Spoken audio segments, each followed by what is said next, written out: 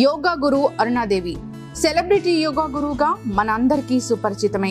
ఎన్నో అవార్డులు రివార్డులు సొంతం చేసుకున్న అరుణాదేవి లైఫ్ లో ఎంతో శ్రమకు వచ్చి విద్యను అభ్యసించారు.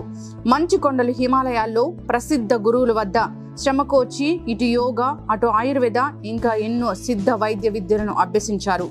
ఈ రోజుకి అనేక మాధ్యమాల ద్వారా తన ప్రోగ్రామ్స్ తో మన అందరికీ ఆరోగ్యాన్ని పంచుతున్నాయి. నమస్కారం అరుణాదేవి గారు. నమస్తే అండి. ఇంత సక్సెస్ మీరు తెచ్చుకున్నారు అంటే ఖచ్చితంగా స్ట్రగుల్స్ ఉంటాయి. స్ట్రగుల్స్ ఫేస్ చేయందే ఈ స్టేజ్ వరకు రారు. సో ఇంటర్వ్యూలోకి వెళ్లే ముందు అసలు మీరు యోగానే ఎందుకు మీ వృత్తిగా ఎంచుకున్నారు? ఇది చిన్నప్పటి నుంచి నాకు మా తాతమ్మ గారు అంటే మా అమ్మగారి నాయనమ్మ గారు, ఆవిడ పేరే సాదమ్మ. సో ఆవిడని చూస్తూ పెరగడం వల్ల ఆవిడ ఇన్ఫ్లుయెన్స్ నాకు బాగుంది. అంటే నాకు చాలా చిన్న వయసులో అర్థమయ్యే ఆ వయసులో ఆవిడ చూడడం, ఆవిడ గురించి మాట్లాడుకోవడం, ఆవిడ నీళ్ల మీద నడిచేవాళ్ళు, అలాగే వాయుగమనం చేసేవాళ్ళు. నేను పెరిగిన ఊరు మా నాన్నగారిది వాళ్ళది ఎక్కడ అంటే కృష్ణా జిల్లా. కృష్ణా జిల్లాలో మచిలీపట్నంకి దగ్గర అండి. సో ఎందుకో తెలియదు మా తాతగారికి నన్ను చూస్తే సాదమ్మ గుర్తొస్తుంది, అంటే వాళ్ళ అమ్మ గుర్తొస్తుంది. అంటే ఎప్పుడు అవే విషయాలు మాట్లాడడం, సాదమ్మ ఎక్కడుంది, ఏం చేస్తుంది, యోగా ఏంటి అంటే ఈ యోగా ఆసనాలు అనేవి మా తాతగారు ఎవ్రీ డే 5 o'clock ప్రాక్టీస్ చేసుకునేవాళ్ళు. 5 to 6 ఆయన టైం. నేను కూడా లేచి ఆయనతో పాటు వెళ్ళిపోయి ఆయన ఏం చేస్తుంటే అది నేను చేసేస్తూ ఉండేదాన్ని. ఆయన ఏం నాకు ఎక్స్ప్లెయిన్ చేసేవాళ్ళు కాదు, నేను ఏదైనా అడిగితే చెప్పేవాళ్ళు అంతే. ఆయన ప్రాక్టీస్ చేసేవి, నేను పక్కన కూర్చొని ప్రాక్టీస్ చేసేదాన్ని. సో ఎంతసేపు సాదం లాగా ఉండాలి, సాదం ఎక్కడికి వెళ్ళింది, సాదం ఎవరు గురు, నేను నేర్చుకోవాలంటే అప్పుడు ఆయన బాధపడేవాళ్ళు. అంటే నీకు ఒక ఇంట్రెస్ట్ ఉంటుంది, ఇంకొకళ్ళు వస్తారు అని అంటే మేము ఈ ఇన్ఫర్మేషన్ అంతా కూడా తీసుకుని ఆ బుక్స్ అవి నీకు ఉంచేవాళ్ళం, ఇంకా ఎవరున్నారు అని అన్ని ఇచ్చేసాము అని బాధపడేవాళ్ళు. సో అది నాకు ఎక్కడో ఉండిపోయింది. కానీ ఇంట్లో ఎలా ఉండేదంటే మీకు తెలుసు కదా, ఆడపిల్లల్ని బయటికి పంపించరు, ఏదో కాలేజ్కి వెళ్ళాలి కాబట్టి ఏదో చదివించి ఏదో పెళ్లి అదే ఉండేది, కానీ అంత ఎక్కువ ఉండేది. కానీ మా తాతగారు చాలా బ్రాడ్ మైండ్. నువ్వు IPS చేయించాలని ఆయనకి చాలా ఉండేది. నీ హైట్, నీ పర్సనాలిటీకి IPS ఆర్ IAS సివిల్స్ వెళ్ళాలి నువ్వు అని నన్ను ఒక్కదాన్ని కొంచెం ఫ్రీగా, అంటే నేను స్పోర్ట్స్ బాగా ఆడేదాన్ని కాలేజ్లో. ఆ టైంలో నేను వాలీబాల్ బాగా ఆడేదాన్ని. వాలీబాల్, అథ్లెటిక్, షటిల్, ఇంక ఇది అది లేదు. కాలేజ్ అన్ని ఇంటర్ దాంట్లో ఎవ్రీథింగ్ నేనే ఉండేదాన్ని. నీ కప్స్ అన్ని కాలేజ్కి నేను వస్తున్నానంటే ఇంకా అందరికి ఆడాలి, ఈమె తీసుకెళ్ళిపోతుంది అని. సో అలా అలా అలా ఆ స్పోర్ట్స్ లో నన్ను డిస్ట్రిక్ట్ కాంపిటీషన్స్ ఏవో చూసి ఏపీ స్పోర్ట్స్ హాస్టల్ అని ఉండేదండి. ఇప్పుడు హాస్టల్ లేదు, LB స్టేడియంలో ఉండేది. ఆ టైంలో మంచి హైట్ ఉన్నారు, వాలీబాల్ మంచి గేమ్ ఆడుతున్నావు అని సెలెక్షన్స్ కి నన్ను తీసుకున్నాను. రిక్వెస్ట్ చేశాను, మీరు వస్తే బాగుంటుంది, పలానా రోజు సెలెక్షన్స్ ఉన్నాయి నాకని లెటర్ పంపించారు. అప్పుడు ఇక సెలెక్షన్కి రావడం, సెలెక్ట్ అవ్వడం, ఏపీ స్పోర్ట్స్ హాస్టల్లో నేను వాలీబాల్ ప్లేయర్గా కోచింగ్ స్టార్ట్ అవ్వడం. స్పోర్ట్స్ హాస్టల్లో 2 years నేను ఉన్నాను. ఒక మంచి టీం ఉండేది అప్పుడు, ఎక్కడికి వెళ్ళినా విన్ అయ్యి వచ్చేవాళ్ళం. సో నేషనల్స్, విమెన్స్ నేషనల్స్ ఇవన్నీ ఆడాం. కానీ ఎక్కడో ఒక జర్నీ ఏదో మిస్ అవుతున్నాను, ఇది కాదు అన్నట్టుగా ఉండేది. ఆడేదాన్ని కానీ అక్కడ ఒక కోచ్ ఉండేవాళ్ళు, దడపయ్య అని, ఖోఖో కోచ్ ఆయన. సో ఆయన ఎప్పుడు మాకు ఫిట్నెస్ చేస్తూ ఉండేవాళ్ళు మా గర్ల్స్ అందరికి. సో అప్పుడు ఆయన ఒక రోజున నేను కొంచెం వెయిట్ పెరిగాను, ఏదో ట్విస్ట్ అయ్యి కొంచెం రెస్ట్ లోకి వెళ్ళిపోయి కొంచెం వెయిట్ పుట్టాను. అయితే తొందరగా తగ్గాలంటే నువ్వు యోగా చెయ్యి, ఇదంతా కాదు, రోజు యోగా స్టార్ట్ చెయ్యి, నీకు తొందరగా వెయిట్ లాస్ అవుతుంది. ఎందుకంటే వేరే సెలెక్షన్స్ ఉన్నాయి నాకు, అందులో సెలెక్ట్ అవ్వాలి నేను. అలా యోగా ఆయన చేపించడం, అరే ఇంత బాగా ఉంది నీ బాడీ, నాకు అసలు తెలీదు, నువ్వెందుకు కాంపిటీషన్స్ కి అప్లై చేయకూడదని ఆయనే అప్లై చేసేసారు. పంజాబ్ పార్టీ అలా వెళ్ళి అప్పుడు ఏమీ లేవు స్పోర్ట్స్ అంటే గేమ్స్ అవి లేవు. సరే నేను వెళ్ళాను, గోల్డ్ మెడల్ పంజాబ్ పాటియాలో, గ్రేట్ గోల్డ్ మెడల్ వచ్చిన తర్వాత వాళ్ళు మళ్ళీ నేషనల్స్ సెలెక్ట్ చేసుకుని బీహార్ స్కూల్ ఆఫ్ యోగా అని బీహార్ లో ఉంది. నాకు అప్పటి వరకు అసలు ఇలా స్కూల్ ఒకటి ఉంది, ఇలా ట్రైనింగ్ ఇవన్నీ నాకు తెలియదు. అక్కడికి వెళ్ళిన తర్వాత బీహార్ స్కూల్ ఆఫ్ యోగాలో అక్కడ స్వామి సరస్వతి తీర్థానంద అని చెప్పేసి ఆయన హెడ్ ఒక ఆయన ఉన్నారు. చాలా మంది స్వామీజీలు ఉన్నారు ముంగేర్లో. సో ఇక్కడ ఉంది అంటే మరి నేను కూడా నేర్చుకుంటాను, కానీ నాకు ఇవన్నీ వద్దు, నాకు వాయుగమనం మళ్ళీ అది నేర్పించాలి. మా సాదమ్మ అది చేసింది, తాతమ్మ, నేను అదే చేస్తాను. ఆయన కన్విన్స్ చేశారు. అంటే నాకు ఆ మంత్రం నేర్పించాను. నాకు ఇవన్నీ ఎందుకు, ఈ ఆసనాలు, ఈ ప్రాణాయామం ఇవన్నీ నాకేమొద్దు, నాకు సర్టిఫికేట్ కూడా వద్దు, ఆ మంత్రం ఒకటి నాకు నేర్పించారు. ఆ మంత్రం నేర్పిస్తే నేను సాధన చేసేస్తాను. ఆయన చాలా కన్విన్స్ చేశారు కూర్చోబెట్టి. అట్లా కాదు, నువ్వు సాధన చేయాలి, చేస్తే ఆ సిద్ధి నీకు వస్తుంది, యోగ సిద్ధి, అది నువ్వు చాలా చేయాలి అని చెప్పి నువ్వు ఫస్ట్ చెయ్యి అని అంటే తాతగారికి ఫోన్ చేస్తే ఆయన నీ ఇష్టం అని అన్నారు. సో 6 months అక్కడే ఉండిపోయాను. ఇంకా అసలు రాలేదు నేను హైదరాబాద్. అక్కడే ఉండిపోయి ఆ కోర్స్ ఏదో బీహార్ ముంగేర్లో ఈ కాంపిటీషన్స్ కి నేను ఇంటర్నేషనల్స్ కి వెళ్ళలేదు నేను. అందులో ఒకళ్ళు చెప్పారు, ఇక్కడ కాదు మనం రిషికేష్ అటు వెళ్ళిపోదాం, వారణాసి, అక్కడ మంచి మంచి గురువులు ఉంటారు. వెళ్ళిపోయాం అక్కడికి. ఇదంతా ఒక 1 or 2 years మాట. వెళ్ళిపోయి ఇంకా ఎవరు ఎక్కడ ఈ గురువుకి ఇది వచ్చు అంటే ఆ గురువు దగ్గరికి వెళ్ళిపోయేవాళ్ళం. మా దగ్గర ఏమంత డబ్బులు లేవు కదా, ఎవరు మమ్మల్ని మనీ అడగలే, నీకు ఇది నేర్పిస్తా నాకు డబ్బులు ఇమ్మని ఎవరు అడగలే. ఏదో సేవ అంటే ఆ గురువు గారికి కావాల్సినవన్నీ అమర్చడం, అక్కడ ఉండడం, వాళ్ళు ఏదైనా చెప్పించేయడం, వాళ్ళని అడగడం, నేర్పిస్తూ నేర్చుకోవడం. అలా ఒక గురువు కాదు, ఈ గురువు ప్రతి గురువు దగ్గరికి వెళ్ళి ఫస్ట్ ఇదే నాకు మంత్రం నేర్పించండి, అది మంత్రం కాదు అని సాధన చేయాలి నువ్వు అని. అలా రిషికేష్, వారణాసి, అసలు ఎంతమంది గురువులు, ఎంత అద్భుతమైన, ఇప్పుడు అనిపిస్తుంది అంటే అది అదృష్టం. నేను అంత గొప్ప వాళ్ళని కలవడం, హిమాలయాస్ ఎక్కడెక్కడ పైకి 14 kilometers ట్రెక్కింగ్ చేసి, అక్కడ ఎవరో ఒక మంకీ బాబా ఉంటాడు, లేకపోతే ఇక్కడ ఎవరో ఒక బాబాజీ ఉన్నారు, అక్కడ ఎవరో బాబాజీ మంచు బాబా అని ఉంటాడు, ఐస్ బాబా అనేవాళ్ళు. అంటే ఆయన మంచులోనే ఉంటాడు. ఆయన అంత దూరం వెళ్ళడమే కష్టం అసలు. ఓన్లీ మిలిటరీ డిఫెన్స్ వాళ్ళు వెళ్ళగలుగుతారు, కానీ మనం మామూలుగా వెళ్ళడం. లేదా ఈ ట్రెక్కింగ్కి వెళ్ళే వాళ్ళు ఉంటారు కదండి, ఎవరెస్ట్ ట్రెక్కింగ్ వాళ్ళు చేస్తారు, వాళ్ళు వెళ్తారు, మనం వెళ్ళలేం. మేము కూడా లేదు, మనం వెళ్ళాల్సిందే అని చాలా కష్టపడి వెళ్ళేవాళ్ళం. కానీ ఎక్కడో నాకు ఎవరు దాచేస్తున్నారు ఈ మంత్రం, ఎవరు చెప్పట్లేదు. అప్పుడు కూడా నాకు అంటే వాళ్ళు చెప్పేయన్నీ నేను చేసేదాన్ని, ఆ సాధన చేసేదాన్ని, అవన్నీ చేసేదాన్ని. కానీ అది ఏదో వీళ్ళు నాకు సరిగా చెప్పట్లేదు అని ఒక ఫీలింగ్. అలా అలా అలా ఆయుర్వేద, శైవ సిద్ధాంతం కానీ, ఆయుర్వేద కానీ, యోగా అని చాలా అడ్వాన్స్డ్ టెక్నిక్స్ అని ఇప్పుడు అంటున్నారు. అవన్నీ మేము ఎప్పుడు మామూలుగా నేర్చుకున్నాం. శాంభవి ఇస్ ద అడ్వాన్స్డ్ అంటారు. శాంభవి, కేచరి, పూచరి. సో ఈ స్టేజెస్, భైరవి సాధన, అది చాలా కష్టం. భైరవి సాధన అప్పట్లో ఒక యోగి ఉండేవారు, ఆయన భైరవి రెండు చేయించేవాళ్ళు సాధన. చాలా కష్టం అండి అవి చేయడం. సాధన చేయడమే కష్టం. అలా కాదు, నువ్వు సాధన చెయ్యాలి. నీకు మంత్రం అనేది ఎవరు చెప్పారు? మంత్రం ఏమి ఉండదు, మంత్ర సాధన కూడా ఉంది. మంత్రం నేర్చుకున్నా, యంత్ర నేర్చుకున్నా, నేను తంత్ర సాధన కూడా నేర్చుకున్నా, అన్నీ ఉన్నాయి. కానీ ఇది వేరు ఈ సాధన అని చెప్పి ఆయన ఎక్స్ప్లెయిన్ చేసి, హౌ టు ప్రాక్టీస్, ఎలా ఉంటుంది, స్టేజెస్ ఏంటి, దాంట్లో ఫస్ట్ ప్రథమ, మధ్యమ, ఉత్తమ, ఇవే స్టేజెస్ ఉంటాయి. సో నువ్వు ఎక్కడున్నావో అక్కడి నుంచి నువ్వు మొదలు పెట్టాలి. ఎలా ప్రాక్టీస్ చేసుకోవాలి, నువ్వే చేసుకోవాలి, ఇది ఎవరు చేయరు అనే కొన్ని ఆయన ఆయుర్వేద, అప్పుడు డైట్ ఎట్లా తీసుకోవాలి, చాలా ఆయుర్వేదం మేము చేసాం ఆయన దగ్గర. అడవిలో ఉండి ఒక గుడిసె, ఒక్కొక్క కత్తెర గుడిసెలు అంటారు కదా, అట్లాంటి దాంట్లో ఉండి చేసాం. లక్కీ ఏంటంటే మాకు అందరూ గొప్ప గొప్ప గురువులను కలిసాం. ఇప్పుడు అన్నట్టుగా ఎవరు ఏదో మోసం చేయడమో, లేకపోతే అనవసరమైన విషయాలు మాట్లాడి, అలా ఇప్పుడు నేను ఒక విమెన్ కదండి, అప్పుడు యంగ్ గా ఇంకొక ఇద్దరు, ఒక రష్యన్ అమ్మాయి ఉన్నది, ఇంకొక 3 అబ్బాయిలు ఉన్నారు. ఒక రష్యన్ అమ్మాయి అయితే ఆమె అఘోరి, ఆమె సాధన వేరు, ఆమె అఘోరీగా మారిపోవాలని. మేము అందుకు కూడా వెళ్ళాము, అఘోర సాధన కూడా వెళ్ళి మేము కూడా అఘోరీలు అయిపోతాం అని చెప్పేసి వెళ్తే ఆయన సరే తప్పకుండా మీరు అఘోరీగా మారండి, మీరు ఈ సాధన చేసుకుంటే నేను కొన్ని టెక్నిక్స్ చెప్పి మీరు ఈ సాధన చేసుకుని 5 సంవత్సరాల తర్వాత మీరు 2 అన్న ఇచ్చారు. 5 years తర్వాత వస్తే తప్పకుండా మీరు అఘోరీగా మారచ్చు అని చెప్పారు. వారణాసిలోనే ఇది జరిగింది. వాళ్ళ దగ్గర కూడా కొన్ని రోజులుండి వాళ్ళవన్నీ మేము చూసి వాళ్ళు చెప్పిన తర్వాత మేము వచ్చేసాం. బట్ నా వే వేరు, ఆ అమ్మాయి వేరు. అమ్మాయి 5 years మళ్ళీ రష్యా వెళ్ళిపోయి, రష్యా నుంచి 5 years తర్వాత వచ్చి సాధన చేసి ఆవిడ అఘోరీగా మారింది. ఆవిడ ఇప్పుడు అక్కడ హిమాలయస్ అక్కడే ఉంది ఆవిడ. అలా చాలా మంది ఉన్నారు. నాకు తెలిసిన వాళ్ళలో బాగా క్లోజ్ ఆవిడ. నేను నా ప్రయత్నం, నా దారి ఇది. ఇంకా తర్వాత ఇప్పుడు నేను ఏదో మా తాతగారు ఏదో సివిల్స్ రాస్తాను, ఏదో IAS IPS అవుతాను అని ఆయన, నేను మొత్తం వదిలేసి అసలు ఈమె ఏదో రాంగ్ రూట్ లో సాధనలాగా వెళ్ళిపోయేటట్టు ఉంది అని వాళ్ళ అభిప్రాయం. సో బెస్ట్ ఇంతమంది అడుగుతున్నారు కదా, పెళ్లి చేసేస్తే అయిపోతుంది అందరూ, అంటే నేనే హైట్ ఉండేదాన్ని.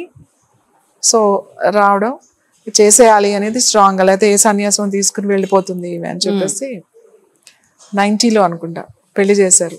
ఓకే. సో దట్ ఒక 1 year 2 years కొంచెం బ్రేక్ అనుకోండి నా ప్రాక్టీస్ లో. 90లో బాబు పుట్టాడు, 92లో పాప పుట్టింది.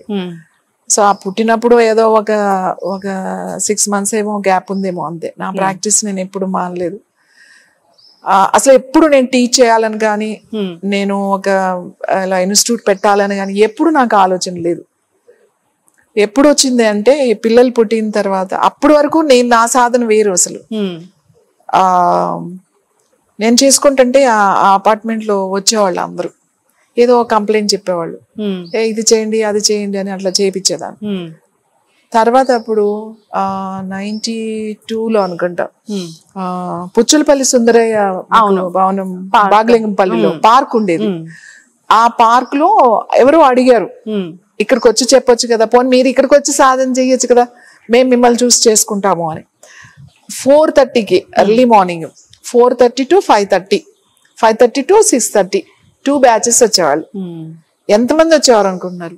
75-100 members వచ్చేవాళ్ళు. 100 above అయ్యేవాళ్ళు ఒక్కొక్క రోజు. అందరూ ఆ పచ్చిక అది ఉండేది కదా గ్రాస్ లో, బ్లూ షీట్స్ వేసుకుని బెడ్షీట్లు వేసుకుని వచ్చేవాళ్ళు. 4:30 to 5:30, 5:30 to 6:30. వర్షం పడితే తప్ప అన్ని రోజులు జరిగేది.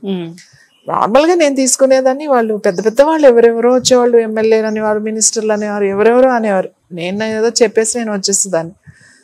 తర్వాత 92 తర్వాత అక్కడి నుంచి ఆక్స్ఫర్డ్ గ్రామర్ స్కూల్ అని ఉండేది హిమాయత్ నగర్ లో. సో ఆ స్కూల్లోనే మా పిల్లలిద్దరూ చదివేవాళ్ళు. జాయిన్ చేశా. వాళ్ళది చాలా పెద్ద ప్లేస్, గ్రౌండ్ ఉండేది, ఒక పెద్ద షెడ్ లాగా ఉండేది. అక్కడ ఇంకా రెగ్యులర్ క్లాసెస్ అనేవి స్టార్ట్ చేశాం, మార్నింగ్ అండ్ ఈవినింగ్. ఓకే.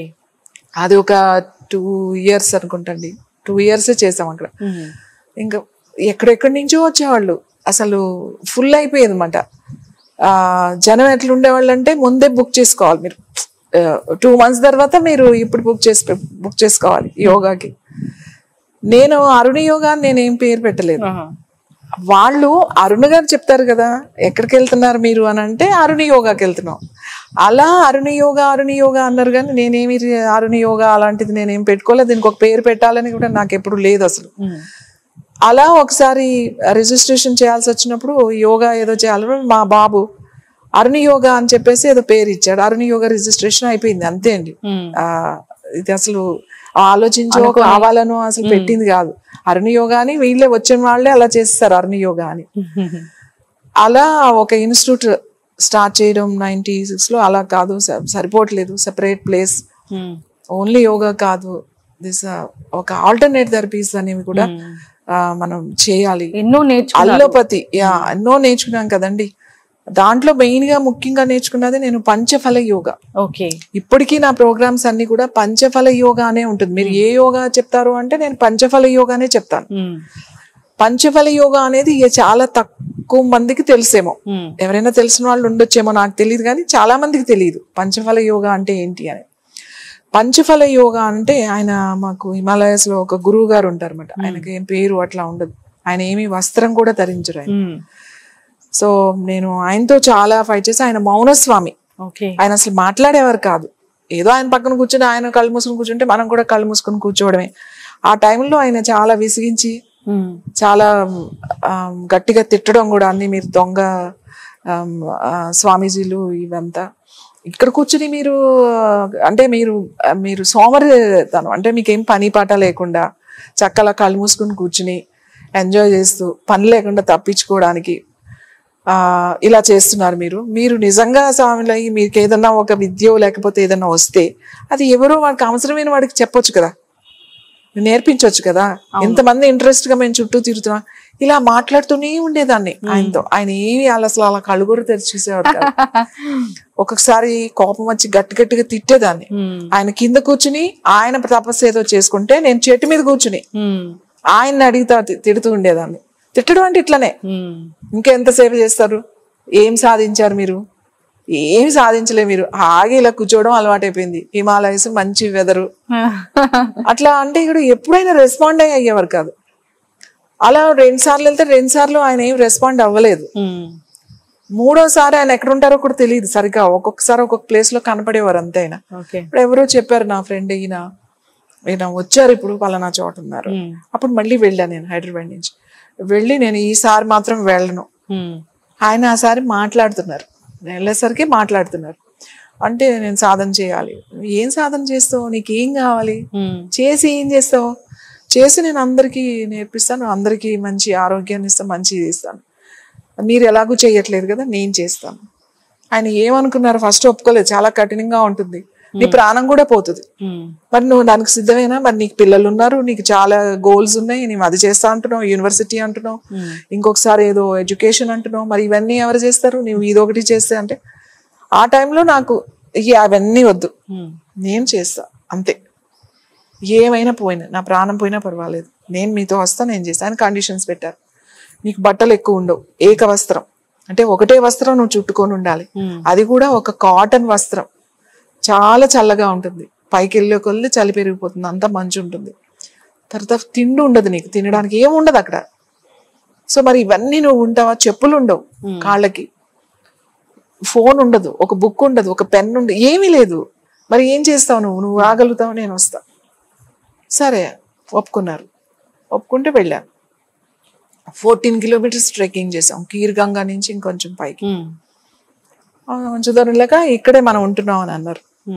అక్కడ ఒక బ్లూ షీట్స్ ఉంటాయి కదా, టెంట్స్ లాంటివి, టెంట్స్ వేయించారు, 2 టెంట్స్.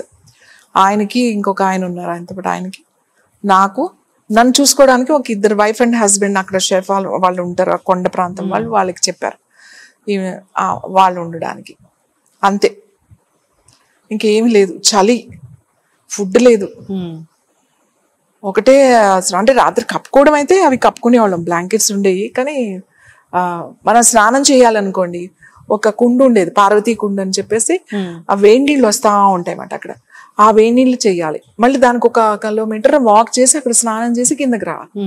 పొద్దున్నే 5 గంటలకు ఒకసారి స్నానం, మళ్ళీ వచ్చి 6 o'clock ఒక స్నానం, మళ్ళీ వచ్చి మధ్యాహ్నం హోమానికి ఒకసారి స్నానం, మళ్ళీ సాయంకాలం సంధ్యావందనానికి ఒక స్నానం. అంటే ఒక 5-6 సార్లు అది ఎక్కడో స్నానం చేయడం, కిందకి ఏంటినా ఈయన ఏదో ప్లాన్ చేసి నన్ను చంపేయడానికి తీసుకొచ్చారు ఇంత దూరం, అదేదో అక్కడే చంపేయచ్చు కదా, ఇక్కడ తీసుకొచ్చి ఈ స్నానాలు చేసి చచ్చిపోవాలా, తిండి లేదు, ఏం లేదు, ఏం పెట్టరంటే ఏదో ఒకటి ఉంటది కదా అనుకున్నా, కానీ మరీ అసలు అక్కడ ఏం లేదు అంత తినటానికి.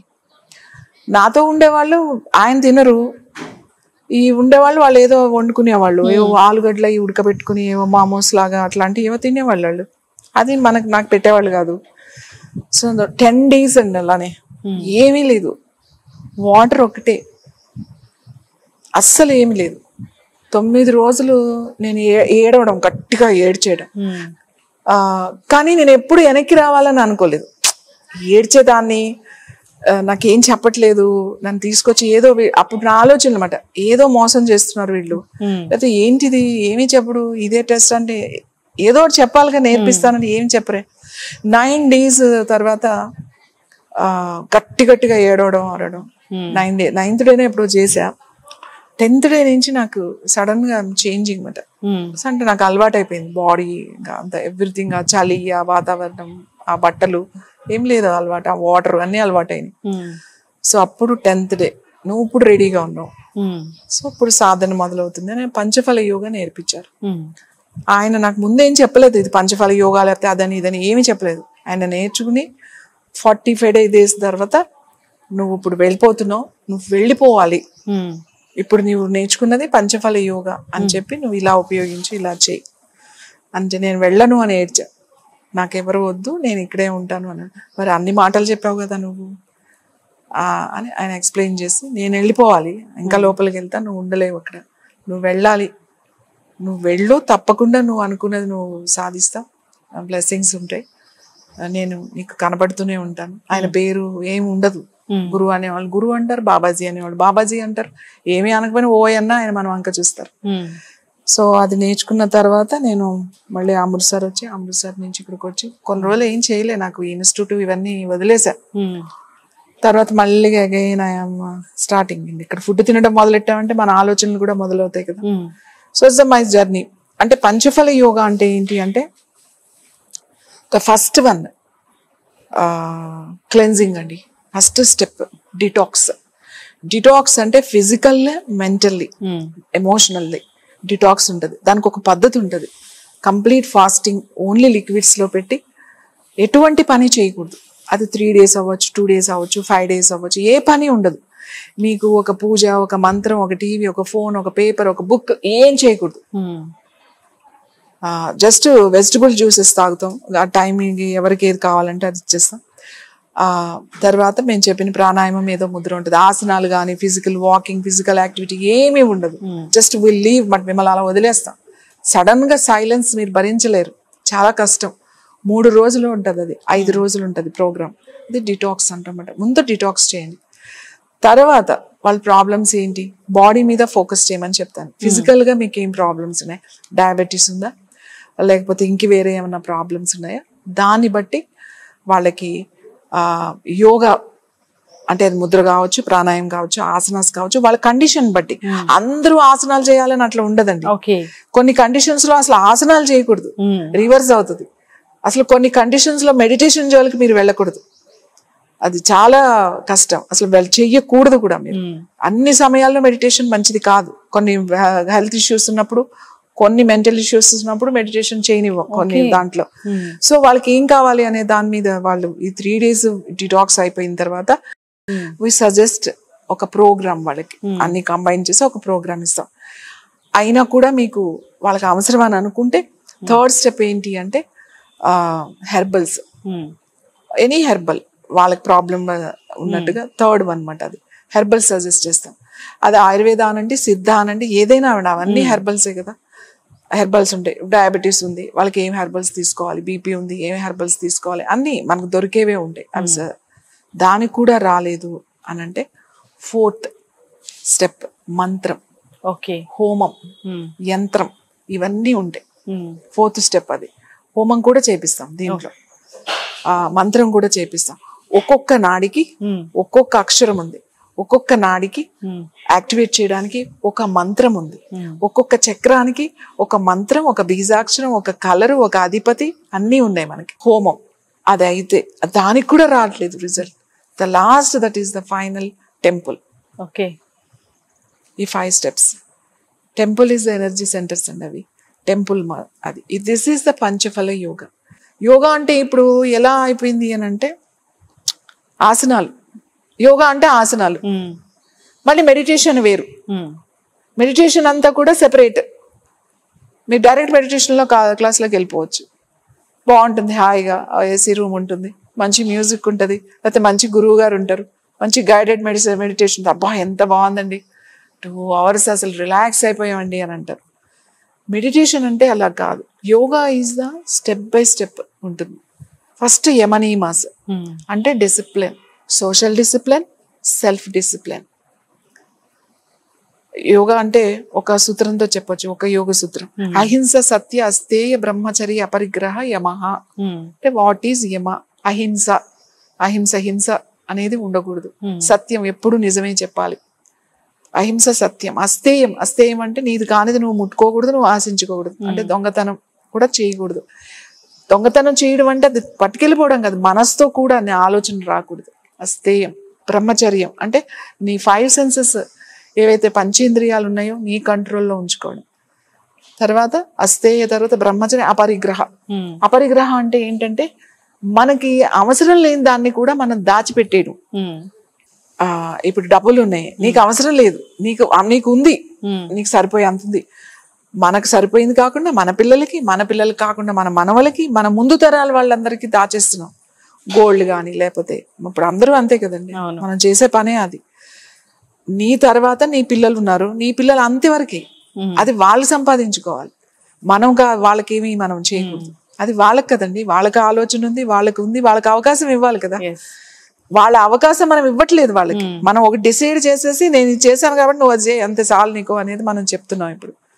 సో అవి యమాస్. నియమాస్ అంటే శౌచ, సంతోష, తపస్వాధ్యాయ, ఈశ్వర పరినిధానాన్ని నియమః. అది యోగ సూత్రం. శౌచ అంటే క్లీన్ గా ఉండడం. క్లీన్ గా అంటే రోజు స్నానం చేస్తున్నావు మంచి క్లీన్ గా, అది కాదు. ఇంటర్నల్ గా, నీ ఇంటర్నల్ గా కూడా క్లెన్జింగ్ కావాలి. దాంట్లో మనకు షర్ట్ క్లీన్, స్టమక్ వాష్ ఉంది, నోజ్ వాష్ ఉంది, ఐస్ వాష్ ఉంది, వస్తీ ఉంది, కొలోన్ వాష్ ఉంది, రెక్టమ్ వాష్ ఉంది, బ్రెయిన్ వాష్ కూడా ఉంది. షట్క్రియాస్ అంటాం.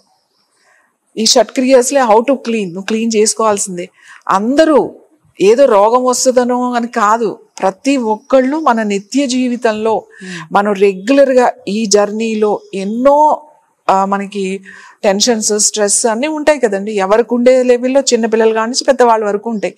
అలాంటి స్ట్రెస్లో కూడా నువ్వు అనుకున్నది నువ్వు సాధించాలి, రీచ్ అవ్వాలి అని అంటే ఫస్ట్ నువ్వు క్లీన్గా ఉండాలి. నీ అంతరంగం, నీ శరీరం, నీ మనసు కూడా శుద్ధి ఉండాలి. దానిలో శౌచ అని అంటామట. అప్పుడే నీకు సంతోషం వస్తుంది. అప్పుడు తపస్సు అని అంటే మనం ప్రాక్టీస్ చేయడం. ఓకే, తపస్సు. స్వాధ్యాయం అంటే నాలెడ్జ్ కావాలి కదండి. నాలెడ్జ్ ఎక్కడి నుంచి వస్తుంది? మీరు ఏదన్నా వినాలి, ఏదన్నా చదవాలి, ఏదన్నా చూడాలి, అప్పుడే మీకు నాలెడ్జ్ వస్తుంది. స్వాధ్యాయం, ఈశ్వర ప్రణాళిక అంటే నువ్వు సరెండర్ అయిపో. You surrender to God. నువ్వు చేసే పని ఖచ్చితంగా నువ్వే చేయాలి, ఎవ్వరు చెయ్యరు, దేవుడు చెయ్యడు, నువ్వే చెయ్యాలి. కానీ చేసిన తర్వాత వచ్చే ఫలితం ఉంటుంది చూడండి, అది ఎవరిది? అది మీది కాదు, భగవంతుడి, ఆయనది. ఇచ్చేసేయాలి. అది మీరు విన్ అయినా, సక్సెస్ అయినా, మీరు ఫెయిల్ అయినా కూడా వాళ్ళది. కానీ ప్రయత్నం మాత్రం మానకూడదు. సో ఉమెన్స్ డే కాబట్టి ఉమెన్ కి యోగా అనేది ఎంత ఇంపార్టెంట్? అంటే అదే చెప్తున్నా కదండి, యోగా అనగానే అందరికీ ఓన్లీ ఆసనాలు మాత్రమే గుర్తొస్తాయి. ఆసనాలు చేస్తే యోగా చేసేసాం అయిపోయింది అనుకుంటారు. నాట్ కంప్లీట్ కాదండి. యోగా అనేది, ఆసనాలు అనేది యోగాలో జస్ట్ ఒక చిన్న భాగం, ఫస్ట్ స్టెప్ అంతే. ముందు ఒక స్టెప్ అది. దాని తర్వాత ప్రాణాయామం ఉంటుంది, దాని తర్వాత మెడిటేషన్ ఉంటుంది. సో మీరు మెడిటేషన్కి వెళ్ళాలి అని అంటే ఇక్కడి నుంచి వెళ్ళాలి మీరు. ముందు ఆసనాలు అవి అన్నీ కూడా. ఒక్కొక్కసారి ఒక్కొక్కరికి ఆసనాలు అవసరం ఉండకపోవచ్చు, వాళ్ళు బ్రీతింగ్ ఒకటే అవసరం ఉండొచ్చు, కొంతమందికి మెడిటేషన్ ఒకసారి అవసరం ఉండొచ్చు. సో బాడీని is a very very very important. దేహమే దేవాలయం అన్నారు కదా, చాలా ఇంపార్టెంట్. అంటే విమెన్కి కానీ ఎవరికైనా మానవ శరీరం, నేనేమంటానంటే యోగాని ప్రతి ఒక్క మహిళ జీవితంలో ఒక భాగంగా చేసుకోవాలి. పొద్దున్నే లేచి స్నానం చేస్తాం కదా, పొద్దున్నే లేచి టిఫిన్ చేస్తాం, పొద్దున్నే లేచి పూజ చేస్తాం, దీపం పెడతారు, చాలా మంది ప్రేయర్ చేసుకుంటారు. యోగా కూడా అంతే. మీరు యోగా చేస్తే మీరు పూజ చేసినట్టే, యోగా చేస్తే మీరు హోమం చేసినట్టే, యోగా చేస్తే మీరు గుడికి వెళ్ళినట్టే. ఎందుకంటే ఎవ్రీథింగ్ ఇన్ యువర్ బాడీ. లోపల ఎవరున్నారు? ఆత్మ పరమాత్మ నీ లోపలే ఉన్నారు. జస్ట్ మీరు ఇన్నర్ జర్నీ చేయండి, బయట జర్నీ మీకు పెద్దగా ఉపయోగపడదు. బయట ఎంతసేపు బయటే అబ్జర్వ్ చేస్తూ ఉంటాం, అది జరిగింది, ఇది జరిగింది, అది చేస్తాం, మనం లోపల ఎప్పుడు చూడం. సో యోగా అంతా ఏం చెప్తుంది? గో ఇన్సైడ్ అని చెప్తుంది. లోపలికి వెళ్ళు. లోపలికి వెళ్తే ఫస్ట్ నువ్వు ఏంటి అనేది నీకు తెలియాలి. నువ్వెవరు, నువ్వేం చేయడానికి వచ్చావు, నీ గోల్ ఏంటి, నువ్వేంటి అనేది మనకు అర్థం కావాలి. మన శరీరం అది ఎక్కడి నుంచి అర్థం అవ్వాలి? మన శరీరంలో భాగాలు. ఎంతమందికి మన శరీరంలో మన అవయవాల గురించి ఎంతమంది ఫోకస్ చేస్తారు? యోగా ఫోకస్ చేస్తుంది. Focus on your hands, focus on your knee joints, focus on your knee muscles, knee joint, nerves, all bone, అంటే ఎవ్రీథింగ్ చెప్తామట. సో ఫోకస్ ఇన్సైడ్ అని చెప్పేది. ఎప్పుడైతే నీకు ఆ ఫోకస్ ఇన్సైడ్ కుదిరిందో 100% నీ గోల్ నువ్వు బయట ఫోకస్ చేయగలుగుతావు. ఓకే, మీ గోల్ ఏంటి, మీరు అది రీచ్ అవ్వగలుగుతారు. అంత ఎనర్జీ వస్తుంది. ఇదంతా సేవింగ్స్ అండి. యోగా అంటే మీ లైఫ్ని సేవ్ చేస్తుంది ఎవ్రీడే. సపోజ్ మీరు ఒక 10 నిమిషాలు చేశారు యోగా. యోగా అంటే ఏంటి? ప్రాణాయామం చేసుకున్నారు అనుకుందాం. 10 నిమిషాలు ప్రాణాయామం ఒక కరెక్ట్ వేలో చేస్తే, నిమిషానికి అంటే హోల్డింగ్తో ప్రాణాయామం చేస్తే, మన శ్వాసలు ఖచ్చితంగా మీరు 10 నిమిషాలు ప్రాణాయామం చేస్తే మీకు ఒక 60 శ్వాసలు సేవ్ చేసుకున్నట్టే. 40 years 45 years ఎవరండి మెనోపాజ్ వచ్చిందని చెప్పేది? 55 years 60 మెనోపాజ్, 60 years 65 years పిల్లల్ని కనేవాళ్ళు ఇప్పటికీ కూడా ఉన్నారు కదా. ఇప్పటికీ పిల్లల్ని కనేవాళ్ళు నేను చూపిస్తా. ఎంతమంది లేరు? మరి వాళ్ళ లైఫ్ స్టైల్ ఏంటి? హ్యాపీగా పని చేసుకుంటున్నారు, మంచి ఫుడ్ తింటున్నారు, మంచి వాతావరణంలో ఉన్నారు, మంచి ఆలోచనలు వస్తాయి మనకి. యోగా ఎందుకు చేయాలండి? థాట్ ప్రాసెస్ చేంజ్ అవుతుంది. అంటే నేను యోగా అంటే క్లాసెస్ లాగా 90 నుంచి అనుకోండి, ఇన్స్టిట్యూట్ 95 అట్లా ఇన్స్టిట్యూట్ స్టార్ట్ చేసాం. అప్పుడు చాలా కష్టం అయ్యేది. నేను యోగా చెప్తాను, మీకు ఈ ప్రాబ్లం ఉంది, ఎందుకు ఇన్ని మెడిసిన్స్ వాడుతున్నారు, మీరు నా దగ్గరికి రండి, ఈ ప్రాబ్లం నేను తగ్గిస్తానంటే భయపడేవాళ్ళు. అరే ఈ మెడిసిన్ అవసరం లేదండి, ఎందుకు అనవసరంగా వేసుకుంటున్నారు, ఎందుకు అనవసరంగా మీరు బీపీ వేసుకుంటున్నారు, ఎందుకు అనవసరంగా ఆస్తమాకి ఎందుకండి ఇన్హేలర్ వాడుతున్నారు, వారం రోజుల్లో నేను ఆస్తమా తగ్గిస్తా, వారం రోజుల్లో నేను అలర్జీ తగ్గిస్తా, మీకు బ్యాక్ పెయిన్ తగ్గిస్తా అని చెప్తే భయపడేవాళ్ళు. అప్పుడు ఇలా కాదు, ఇది మనం వీళ్ళని చెప్పడం ఏంటి అని నేను డాక్టర్స్ని ఎడ్యుకేట్ చేయడానికి ప్రతి నర్సింగ్ హోమ్కి వెళ్ళి ప్రెగ్నెంట్గా ఎవరైతే ఉన్నారో వాళ్ళకి నార్మల్ డెలివరీ, పెయిన్లెస్ డెలివరీ ఇవ్వడానికి, వాళ్ళ ప్రెగ్నెన్సీలో వచ్చే ప్రాబ్లమ్స్ని తగ్గించడానికి ఇన్ని విషయాలు ఉన్నాయి. ఆ గర్భ సంస్కారం అంటాం దాన్ని. అసలు కన్సీవ్ ఎలా అవ్వాలి, కన్సీవ్ అయిన తర్వాత 3 months సెమిస్టర్స్లో ఎలాంటి యోగా చేయాలి, డెలివరీ ఉన్నప్పుడు ఎట్లాంటి డెలివరీ పోస్టర్స్ ఏంటి, డెలివరీ చేస్తున్నప్పుడు పొజిషన్స్లో ఇలా చేస్తే ఇంత మంచి డెలివరీ అవుతుంది అని నేను ఎక్స్ప్లెయిన్ చేసేదాన్ని నర్సింగ్ హోమ్స్కి వెళ్ళి. నాకు అవకాశం ఇవ్వండి మీ పేషెంట్స్కి, నేను చేస్తా, నేను ఫ్రీగా, నేనేం చార్జ్ చేయట్లేదు అని అంటే ఎవ్వరూ ప్రమోట్ చేసేవాళ్ళు కాదు. ఏ డాక్టర్స్ కూడా అమ్మ వద్దండి, ఏదైనా రిస్క్ ఎందుకు, మనకి ప్రాబ్లమ్స్ ఇవన్నీ ఎందుకు, ఏం నడుము నొప్పి వస్తే ట్యాబ్లెట్ వేసుకుంటే అయిపోతుంది కదా, దానికి ఎందుకు మళ్ళీ ఏదైనా ఇంజ్యూర్ అయిపోతుందేమో అని చెప్పారు. ఎన్ని హాస్పిటల్స్ నేను ఒక పాంప్లెట్స్ ప్రింట్ చేపించి డాక్టర్స్ని కన్సల్ట్ చేపి నేను చేస్తా అంటే ఎవరు నన్ను ఎలో చేయలేదు. అంటే నా ఫ్రెండ్సే నన్ను ఎలో చేయలేదు, నా ఫ్రెండ్స్ కూడా కొంతమంది డాక్టర్స్ ఉన్నారు. అప్పుడు ఫెర్నాండెస్ హాస్పిటల్ డాక్టర్ ఎవిటా అని చెప్పేసి ఆవిడ, అంటే నాకు అప్పుడు ఎన్ని ఇయర్స్ అంటే 20 years, కానీ నీకు ఇంత నాలెడ్జ్ ఉంది, ఇంత మాట్లాడుతున్నావు, నేను నీకు ఒక అవకాశం ఇస్తాను అని చెప్పి ఆవిడ, అప్పుడు బొగ్గులకుంటలో ఇప్పటికీ ఉంది హాస్పిటల్, ఆవిడ అవకాశం ఇచ్చారు. ఈవిడని ఎలో చేయండి హాస్పిటల్లోకి, ఈవిడికి కూర్చోబెట్టండి, మీ చెకప్కి వచ్చినప్పుడు ఈవిడికి ఎక్స్ప్లెయిన్ చేయండి. ఎవరైతే చెకప్కి వస్తారో నా దగ్గరికి వచ్చినప్పుడు మీరు డైట్ ఇలా తీసుకోవాలి, మీరు యాక్టివ్గా ఉండాలి, ఏం ప్రాణాయామం చేయాలి అక్కడే చెప్పేసేదాన్ని. చెప్పేస్తే ఆవిడ తర్వాత నువ్వు డెలివరీ కూడా నువ్వు అటెండ్ అవ్వమ్మా అంటే నేను డెలివరీకి అటెండ్ అయ్యేదాన్ని. డెలివరీ అయ్యేటప్పుడు కూడా నేను ఎక్సర్సైజ్ చేయించేదాన్ని. ఆవిడ నాకు ఏం కావాలో అన్నీ అరేంజ్ చేసేవాళ్ళు, ఈ బాల్స్ లాంటివి, వాటర్ లాంటివి. అప్పుడు ఎప్పుడు అనుకుంటున్నారు ఇవన్నీ? 96. ఆ టైంలో లేదు, ప్రెగ్నెంట్ విమెన్ యోగా చేయాలి, చేస్తేనే వీళ్ళకి నార్మల్ డెలివరీ అవుతుంది అని హాస్పిటల్లో నేను డెలివరీస్కి అటెండ్ అయ్యేదాన్ని. చాలా డెలివరీస్ నేను చేశాను. వెళ్ళి డాక్టర్స్ చాలా రిలాక్స్డ్గా ఉండేవాళ్ళు నేను వస్తే, మీరు చేపిస్తారు అని. చాలా క్రిటికల్ అయితే కానీ వాళ్ళు సర్జరీకి వెళ్ళేవాళ్ళు కాదు. నేను డాక్టర్ ఎవిటా గురించి ఎందుకు చెప్తున్నానంటే, ఆమెకి నేను గుర్తున్నానో లేదో తెలియదు కానీ నాకు ఈ రోజుకి ఆవిడ, నేనంటే ఆ టైంలో ఎవ్వరూ ఎలా చేయని టైంలో ఆవిడ ఇంట్రడ్యూస్ చేసి యోగాని, దాని తర్వాత యోగా గురించి మాట్లాడడం. ఈవెన్ నేను పేపర్లో 2008లోనో 2009లోనో నేను న్యూస్ పేపర్లో స్టార్ట్ చేసినప్పుడు చాలా రెస్ట్రిక్షన్స్ ఉండేవి. మీరు చెప్పకండి, ఇది తగ్గుతుందని చెప్పొద్దు అని. అప్పట్లో అంత మాట్లాడడానికి లేదు. దూరదర్శన్లో ఉన్నప్పటి నుంచి నేను ప్రోగ్రామ్స్ ఇవ్వడం మొదలు పెట్టేదాన్ని. ఇది ఎక్కువ నేర్చుకుంది ఏంటి అని అంటే, యోగాలో కూడా ఇలా ఒక ప్రాబ్లంకి ఇలా చెప్పొచ్చు అని అప్పుడు ఎవరు చెప్పేవాళ్ళు కదండి. ఈ ప్రాబ్లంకి యోగా అని ఇలా డివైడ్ చేసి ఒక గ్రూప్, ఒక ప్రోగ్రామ్ ఎవరు చేయలేదు. So that is the first women. నేను ఒక ప్రోగ్రామ్స్ చేసి ఇది చేస్తే ఖచ్చితంగా తగ్గుతుంది అని ఒక సిలబస్ లాగా చేసి అప్పటి నుంచి ఈ రోజు వరకు నేను సర్టిఫికెట్ ఇస్తుంది కూడా. అంటే ఒక 5000 అబౌవ్ యోగా టీచర్స్ని ఇప్పటి వరకు నేను తయారు చేశాను. అందరూ థెరపిస్టులనే. చాలామంది అంటారు మీరు ఆయుర్వేద చేశారా, మీరు హోమియోపతి చేశారా అని. నేను యోగా చేశానండి అంట. పతంజలి మహర్షి కూడా ఫస్ట్ రాసింది ఆయన వ్యాకరణ శాస్త్రం అయితే, సెకండ్ది రాసింది ఆయన వైద్య శాస్త్రం, యోగ శాస్త్రం. 3 శాస్త్రాలు రాశారు ఆయన. అందరూ చరకుడు సుశ్రుతుడు అని అనుకుంటారు. చరకుడు సుశ్రుతుడు ఈజ్ సర్జన్ అయితే, చరకుడు ఆయన జనరల్ ఫిజిషియన్. అప్పటికే ఉన్న ఆచరణలో ఉన్న దాన్ని వాళ్ళు ఇంకా ఎలాబరేట్ చేసి ఇంకా బుక్స్ రాశారు. చరక సంహిత, సుశ్రుత సంహిత. అలాగే అగస్త్యుడు కానీ, భరద్వాజుడు కానీ, ఇంతమంది గొప్ప ఇది ఉంది. యోగా అంటే ఒక ఎక్సర్సైజ్ లా చేసేసారు. ఇప్పుడు 2 నడుస్తున్నాయండి. ఒకటి ఎక్సర్సైజ్ ఫిజికల్, ఇంకొకటి స్పిరిచువల్ మెడిటేషన్. ఈ 2 విడదీసి వెళ్తే ఇటు, వెళ్తే ఇటు, ఈ 2 విధాలుగా వెళ్ళిపోయారు. నా ప్రయత్నం ఏంటి అని అంటే, చిన్నప్పటి నుంచే పిల్లలకి, అలాగే సిలబస్లోనే పిల్లలకి యోగా ఉండాలి. యోగా అంటే అదేమి ఎక్సర్సైజ్ కాదు.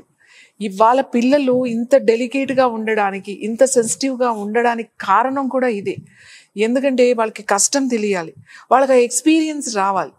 పిల్లలకి ఎక్స్పీరియన్స్ రావాలి అని అంటే మనకి జ్ఞానం తెలియాలి. స్వాధ్యాయం అంటే అంత మంచి నాలెడ్జ్ ఓన్లీ యోగాలోనే ఉంటుంది, కల్చర్. సో ముందు ఆడవాళ్ళు రోజు పిల్లలకి బ్రష్ చేయడం నేర్పిస్తారు కదా, తల్లులే నేర్పిస్తారు కదండి బ్రష్ చేయడం. అలాగే పిల్లలకి మాటలు వస్తున్నప్పుడే యోగా కూడా జస్ట్ అలా కళ్ళు మూసుకుని ఒక 2 నిమిషాలు కూర్చోబెట్టడం అలవాటు చేయాలి వాళ్ళకి. ఏదైనా ఫోకస్ చేసుకుని కూర్చోబెట్టడం తల్లులు మహిళలు మాత్రమే చేయగలుగుతారు. ఒక మహిళ ఈ యోగిక్ లైఫ్లోకి వస్తే కుటుంబం అంతా యోగిక్ లైఫ్లోనే ఉంటుంది. So healthy life, healthy society రావాలంటే మహిళలే మారాలి. ప్రాబ్లం వచ్చిన తర్వాత చేయడం కాదు, ముందే గనక ఇది ఒక భాగంగా చేసుకుంటే ఎటువంటి అనారోగ్య సమస్యలు రావు. వీళ్ళ అనుకున్నది ఖచ్చితంగా రీచ్ అవ్వగలుగుతారు. ఎస్, తప్పకుండా అండి. మీరు ఏదైతే మెసేజ్ ఇచ్చారో అందరూ కూడా చేరాలని ఆశిద్దాం, అందరూ కూడా ఆచరించాలని కూడా కోరుకుందాం, అందరూ ఆరోగ్యంగా ఉండాలని కూడా కోరుకుందాం. మీ మంచి థాట్కు ధన్యవాదాలండి. Thank you. సో చూసారు కదండి, ఇది యోగా గురు అరుణాదేవి గారి లైఫ్ జర్నీ. సో యోగా అనేది ఎంత ముఖ్యమో, ప్రతి మహిళ యోగా ఎందుకు నేర్చుకోవాలో, సో దానివల్ల ఎటువంటి లాభాలు కలుగుతాయో అరుణాదేవి గారి మాటల్లో విన్నారు కదా. సో అందరు కూడా ఆచరించండి, ఆరోగ్యంగా ఉండండి. ఇది ఇవాల్టి స్పెషల్ ఎపిసోడ్. మరో టాపిక్తో మళ్ళీ కలుద్దాం.